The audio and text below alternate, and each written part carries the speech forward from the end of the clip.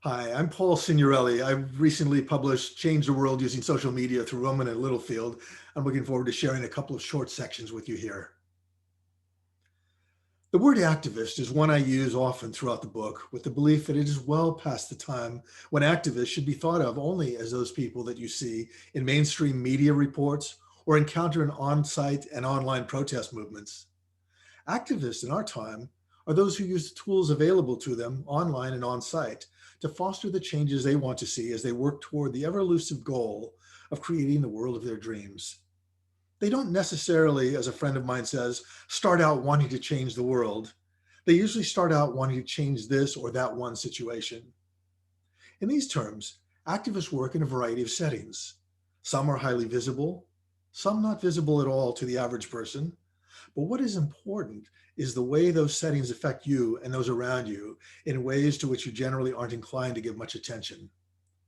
If you are aware of what's happening around you, locally, regionally, nationally, and or internationally, and if you are looking for ways to change what you don't like in that landscape, you are potentially an activist, and you should find inspiration and useful tips from those you encounter here. If you're interested in knowing more about how social media tools can help you produce the positive, small, and large-scale changes you envision, this book is for you.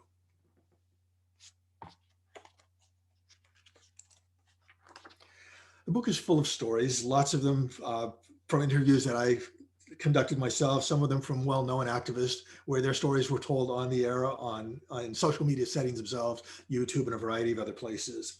As we circle through those stories and get to the end, a major point to be made is the idea that social media in and of itself does not change the world. It's part of a toolkit for activists. And that's a theme I come back to at the beginning of the final chapter, from which I'm going to read now. It should be clear to you at this point that there is much more to social media than simply posting and waiting for results. The best efforts, including many of those that I've highlighted throughout the book, often combine first-rate communication skills online as well as on-site with tremendous organizational skills and organizational development. The hashtag Black Lives Matter without the Black Lives Matter organization would be a far less influential movement than it is. The hashtag Climate Strike and the Global Climate Strike Organization offers a combined online meeting place and on-site local chapters throughout the world to continue the work to foster positive changes to the global climate crisis, which is also promoted online through Fridays for Future. It also has an online map and an on-site events. DACA, for example, takes on the real-world physical presence through the support of more than 1,400 organizations and individuals in its efforts to support undocumented immigrants who want to continue living in the United States. The obvious March for Our Lives hashtag benefited and continues to benefit from the deft combination of a broad-based organization designed to reduce gun violence and online posts from organizers and supporters.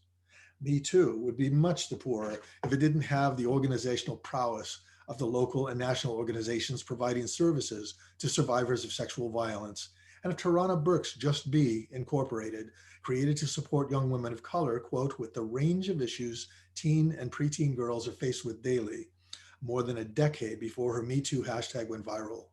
The hashtag Women's March, with its broad-based network of trainings, programs, and events, drives the movement to harness the political power of diverse women and their communities to create transformative social change. You see the connections in everything that we look at. You hear these stories. We see them in social media. We see them in newspapers, magazines, wherever we turn. These are the stories that motivate us. These are the stories of the activists that have learned how to use social media and other tools effectively to change the world. And I hope if you take the time to read any of the book, it motivates you too.